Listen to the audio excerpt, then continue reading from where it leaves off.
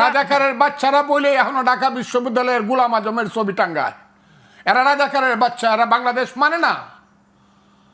যারা নিজামীর ছবি, গোলাম আজমের ছবি ওখানে টাঙ্গায় যারা, এরা বাংলাদেশ মানে না। এদের ভিতরে হইলো পাকিস্তান। এটা এনসিপি তো টাঙ্গায় না, এটা হচ্ছে ছাত্র শিবিরের কাজ। ও ছাত্র শিবিরই তো বলতেছি আমি। সব গাছেরই গুড়ায় এরা সব ছাত্র শিবির থেকে বাইরে আসা ছেলে, অথবা জামাত থেকে, অথবা জামাত গত 5 বছর যাবত এদেরকে এইসব আকাম কুকাম করার জন্য ট্রেনিং দিছে। এরা সব এক, এদের গুড়াটা এক। এখন এনসিপি হইতে পারে, তারা এবি পার্টি হইতে পারে, অন্য পার্টি হইতে পারে, বৈষম্য বিরোধী ছাত্র, কিন্তু এদের গুড়াটাও এক। হ্যাঁ, এরা ইয়াজিদের বংশ। বাংলাদেশের রাজনীতি এরা হইল ইয়াজিদের বংশ। এরা ইসলাম মানে না, এরা উমাইয়া, এরা হাশেমি বংশকে ধ্বংস করতে চায়।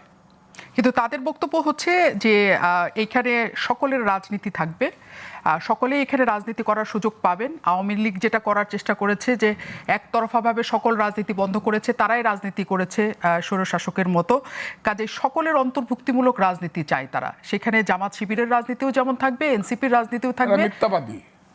এটা তো আমি প্রথম বলছি 10 মাস আগে, যে জামাত যদি মনে করে যে সরিয়ে আইন চলবে, ইলেকশনে আসেন। এনসিপি বা ছেলেরা যদি মনে করে যে তারা দেশ চালাবে, আমার কোনো আপত্তি নেই, আমার ছেলেরা তারা ইলেকশনে আসেন।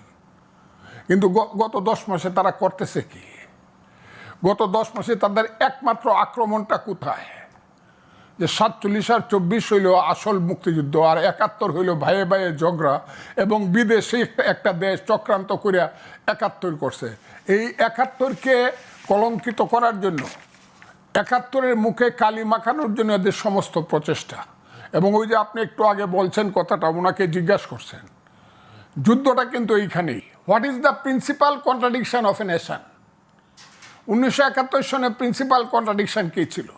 1947 সনে প্রিন্সিপাল কন্ট্রাডিকশন কী ছিল? আমাদের জাতির ভুল হোক শুদ্ধ হোক, সেটা ছিল হাত মে বেরি মুখ মে পান লড়কে লেঙ্গে পাকিস্তান।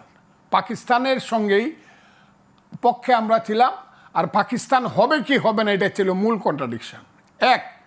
71-এর মূল কন্ট্রাডিকশন কি? 71-এর মূল কন্ট্রাডিকশন ছিল মুক্তিযুদ্ধ সঠিক না বেঠিক, পাকিস্তানি থেকে যাবে না মুক্তিযুদ্ধ করে বাঙালি জাতির একটা 1000 বছর পরে বাঙালি জাতির একটা জাতিরাষ্ট্র হবে। সেই 71-এর যে যুদ্ধটা, এটা সাধারণ যুদ্ধ না, 5ই আগস্টের যুদ্ধ না। কোথায় আপনি হিমালয় পর্বতের সঙ্গে আপনি টিলাকে দিয়ে কম্পিটিশন করাতে চান, এরপরে আপনাকে বলতে হবে আপনি সৎ চিন্তা করেন? আপনি তো অসৎ চিন্তা করেন।